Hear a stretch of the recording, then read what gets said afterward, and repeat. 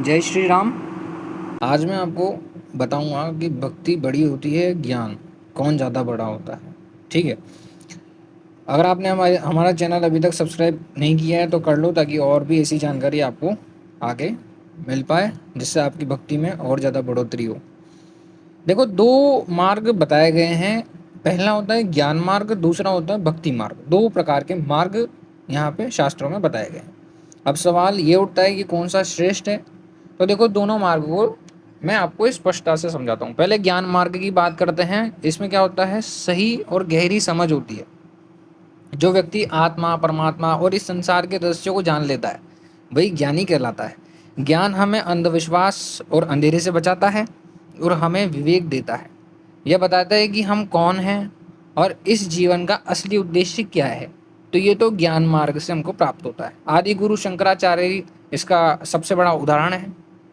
ठीक है, उदाहरण इन्होंने क्या बताया, द्वैत वेदांत का प्रचार किया और कहा ब्रह्म सत्यम जगन मिथ्या, ब्रह्म ही सत्य है, जगत सब मिथ्या है। यानी केवल ब्रह्म ही सत्य है, संसार असत्य है।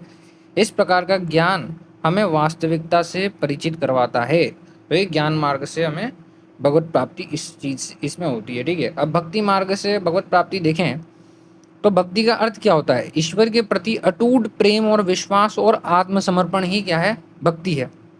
भक्ति में ज़्यादा तर्क या विद्या की जरूरत नहीं होती। अभी तुमने देखा होगा कि जो गोपियाँ थी वो कहाँ इतनी पढ़ी लिखी थी, लेकिन फिर भी कृष्ण जी उनके आसपास डोलते थे। सब देवता उनकी धूली चाटते थे, जो गोपियाँ होती थी उनकी।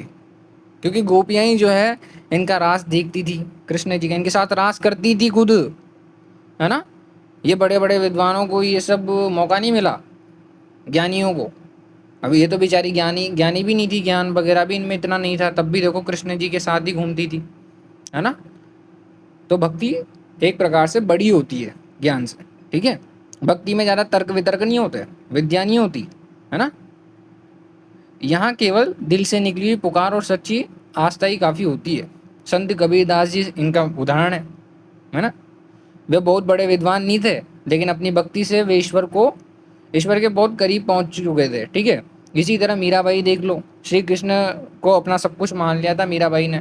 ठीक है, और उनका जीवन हमें ये बताता है कि भक्ति में असीम शक्ति है। ठीक है, तो भगवान श्री कृष्ण भगवत गीता में कहा है कि भक्ति योगी सबसे सरल और श्रेष्ठ मार्ग है ना। भक्ति से ईश्वर को पाना आसान है, चाहे व्यक्ति विद्वान हो या ना हो। ठीक है, इसलिए निष्कर्ष यही निकलता है कि जो भक्ति होती है वो ज्ञान से बड़ी होती है। अच्छे अच्छे विद्वान हो गए जो भगवत प्राप्ति नहीं कर पाए, है ना। और जो बेचारे अनपढ़ हैं, जिनको शास्त्रों का अ से अनार भी नहीं आता, वो उनको साक्षात भगवान के दर्शन हो गए। तो भक्ति बड़ी है ज्ञान से। ठीक है, आज तक के लिए इतना ही। मिलते हैं आपको अगली वीडियो में। अगर आपने चैनल सब्सक्राइब नहीं किया हो तो कर लेना, ताकि ऐसी ही जानकारी आपको मिले और आप भक्ति में आगे बढ़ सकें। ठीक है, धन्यवाद।